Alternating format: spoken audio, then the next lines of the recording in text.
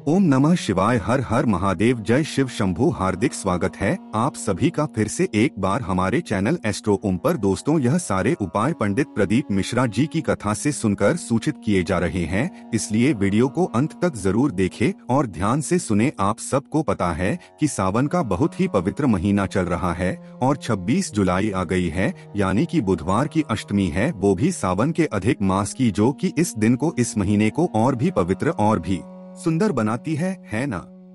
काफी लोग परेशान रहते हैं, भैया हमारे घर में लक्ष्मी नहीं आती है, माता लक्ष्मी का वास नहीं है, हमारे घर में लड़ाइयाँ बहुत होती है, या फिर हमारी मनोकामना पूरी नहीं हो पा रही है। तो ये वीडियो आपके लिए है। पूज्य गुरु जी की कथा से सुन के बहुत अच्छे से बताऊंगा, बहुत ही सुंदर बन रहा है, तो इस उपाय को जरूर करिएगा। ठीक है, कैसे करना है, लेकिन उससे पहले आपको बता दूं, इस पूरी वीडियो में हम लोग 3 बहुत ही प्यारे से उपाय की बात करेंगे, जो कि आपकी फैमिली के लिए, आपके परिवार के लिए बहुत अच्छे हैं। ठीक है, चलो सबसे पहले हम लोग उपाय की बात करते हैं कि अगर आपके घर में आपसी मतभेद बहुत ज्यादा रहता है, यानी कि हमेशा लड़ाइयाँ होती हैं, घर के लोग गुस्सा बहुत करते हैं, आपकी इज्जत नहीं करते हैं, आपकी कोई इच्छा नहीं मानते हैं, तो इस काम को करेंगे जितने भी लोग वीडियो देख रहे हैं। बहुत ही सुंदर सा उपाय समझिएगा। आपको क्या करना है, बेल पेड़ के नीचे। कहाँ जाओगे? बेल पेड़ के नीचे जाना, लेकिन ऐसे ही नहीं जाना है, कुछ सामान को लेकर जाओगे। कौन कौन सा सामान समझिएगा। हमें लेना होगा थोड़ा सा दूध, आपको लेना होगा थोड़ा सा दही, आपको लेना होगा थोड़ा सा घी, आपको लेना होगा थोड़ा सा शहद, और साथ ही साथ आप ले सकते हैं या तो गंगाजल ले लो या फिर कोई सा भी मिश्री वगैरह मीठा ले सकते हो। ठीक है, इन सभी चीजों को आपस में मिक्स नहीं करना है, अलग अलग छोटी छोटी कटोरी में लेकर के जाना। ठीक है, ले लिया। साथ ही साथ आपको लेना होगा लाल कपड़ा। अब वो लाल कपड़ा कोई जरूरी नहीं कि नया ही हो, कोई सा भी लाल कपड़ा जो आपके घर में इजीली अवेलेबल हो, साफ सुथरा रखा हो। ठीक है, लाल कपड़ा लेना। फिर आपको लेना होगा 108 चावल के दाने। जब भी मैं चावल का दाना बताता हूँ, आपको ये बताता हूँ कि वो खंडित ना हो, बिल्कुल खड़े चावल के दाने होने चाहिए। इतने सारे सामान को सिर्फ लेना है। अब जो मेन काम शुरू होता है वो यहाँ पे स्टार्ट होता है। आपको क्या करना है, वहीं पर बेल पेड़ के नीचे, बेल पेड़ की ही मिट्टी से एक पार्थिव का निर्माण करना है। ठीक है, क्या बनाओगे? पार्थिव शिवलिंग। अब जो बताऊंगा मेरी बात ध्यान से समझिएगा। जो पार्थिव शिवलिंग का निर्माण आप करोगे, अब आपको वहीं पर पार्थिव शिवलिंग का निर्माण करके एक छोटी छोटी पिंडी 2 बनानी होगी। ठीक है, एक पिंडी बनाओगे, ये बनाओगे भगवान गणेश के नाम की, और ये बनाओगे पिंडी आप माँ जगदम्बा के नाम की। किसके नाम की? माँ जगदम्बा के नाम की 2 पिंडी इस तरीके से छोटी छोटी गोबर की बनाओगे, गाय के गोबर की 2 छोटी छोटी पिंडियाँ ऐसे बना लेना। ठीक है, बना लिया आपने। मैंने आपको कुछ बताया था कि आपको दूध लेना है, दही लेना है, घी लेना है, शहद लेना है, गंगाजल लेना है, बताया था ना।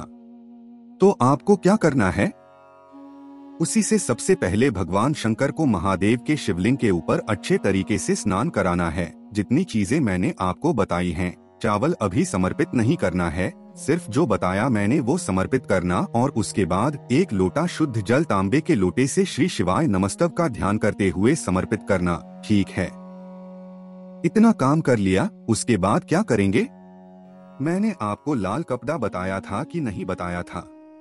उस लाल कपड़े पर क्या करेंगे, जो भी स्त्री, जो भी महिला या फिर जो भी पुरुष परेशान है, उसके घर में लड़ाइयाँ बहुत ज्यादा होती है, हस्बैंड वाइफ में हो रही है या फिर घर में किसी सदस्य से हो रही है, तो आप क्या करेंगे, अपने दोनों हाथों की छाप जैसे इसी कपड़े पर लाल कपड़े पे लगाएंगे। अपने दोनों हाथों की जो छाप होगी वो इसी लाल कपड़े पे लगा देना। ठीक है, का ध्यान करते हुए उसके बाद इस लाल कपड़े को उठाना, जो पूजन आपने किया है, शिवलिंग बनाया है और 2 पिंडी बनाई है, भगवान गणेश और माँ जगदम्बा के नाम की बनाया कि नहीं बनाया?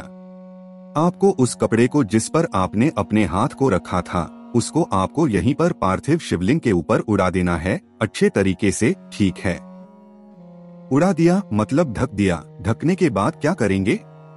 आपके पास में 108 चावल के दाने हैं, अरे हैं कि नहीं हैं?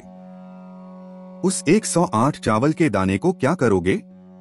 एक एक करके, एक साथ नहीं, एक एक करके आपको क्या करना है, का ध्यान करते हुए उस लाल कपड़े के ऊपर डालते जाना है। एक उठाओ डाल दो। इसी तरीके से 108 चावल के दाने को उसी लाल कपड़े के ऊपर डालते जाना। ठीक है, डाल दिया। इतना काम कर लिया, उसके बाद क्या करेंगे, थोड़ी देर बैठकर के पूजन पाठ जो भी आपको करनी हो, आराधना करनी हो, प्रार्थना करनी हो, सब कुछ कर लेना। ठीक है, जो दीपक आपने देखो, दीपक भी प्रज्वलित जरूर करना, क्योंकि पूजन पाठ करने के लिए दीपक जरूर जलाया जाता है। तो जब वो दीपक ठंडा हो जाए उसके बाद इस लाल कपड़े पर से जो चावल का दाना है ना, उसको उठा ले अपने ऊपर। उस चावल के दाने को छिड़क लेना, छींट देना। ठीक है, और बाकी उस लाल कपड़े को उठाना, पार्थिव शिवलिंग को उठाना, पिंडी को उठाना और ले जाना किसी भी नदी, तालाब, सरोवर में विसर्जन कर देना। नदी, तालाब, सरोवर नहीं है तो वहीं पर बेल पेड़ के नीचे ही किसी भी बाल्टी में डाल कर के जब वो खुल जाए अच्छे तरीके से मिट्टी, तो आपको क्या करना है, वहीं पे डाल देना है। जो भी व्यक्ति बुधवार की अष्टमी के दिन इस तरीके से उपाय को करता है, उसके घर में कभी भी लड़ाइयाँ नहीं होती, हमेशा प्रेम बना रहता है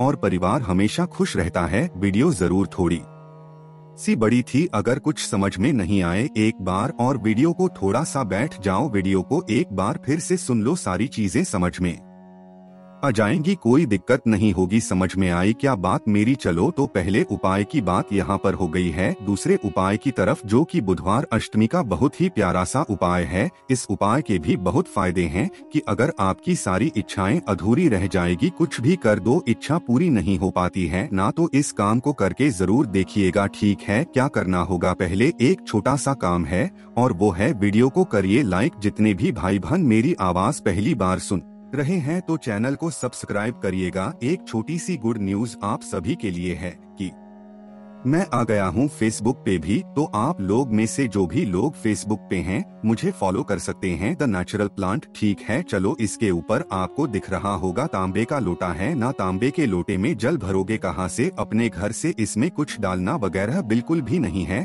आपको इस कलश को लेकर जाओगे महादेव शिवलिंग के पास, स्पेस रखना उत्तर दिशा यानी कि नॉर्थ। जो बताऊंगा नियम, मेरी बात बहुत ध्यान से सुनना। ठीक है, क्या करेंगे, उस कलश का जल महादेव के शिवलिंग के ऊपर समर्पित करना, श्री शिवाय नमस्ते ध्यान करते हुए, लेकिन पूरा जल समर्पित नहीं करना है। जब आधे से ज्यादा जल चढ़ा ले तो वहीं पर आपको जल को थोड़ा सा कलश के अंदर बचा लेना, बहुत ही थोड़ा सा बचाना है, ज्यादा नहीं। ठीक है, बचा लिया। उसके बाद पूजन अर्चना जो कुछ भी करनी हो महादेव की कर लेना। जब आप मंदिर से बाहर निकलेंगे, दर्शन हो जाएंगे, आपको नंदी बाबा के अरे होंगे, तो जो कलश का जल में आपने, मतलब जिस कलश में आपने जल थोड़ा सा बचा रखा है, घर जाते टाइम सबसे पहले नंदी बाबा के उठे वाले पैर पर उस जल को समर्पित कर देना। श्री शिवाय नमस्तु भ्रम का ध्यान करते हुए, स्मरण करते हुए। ठीक है, समर्पित कर दिया। उसके बाद नंदी बाबा के कान में अपनी मनोकामना कहनी है, लेकिन मनोकामना कहने का एक नियम है। इस उपाय में क्या है, जब आप मनोकामना नंदी बाबा के राइट कान में यानी कि दाहिने कान में बोलेंगे, तो वहाँ पर सबसे पहले आपको बोलना होगा। क्या बोलोगे,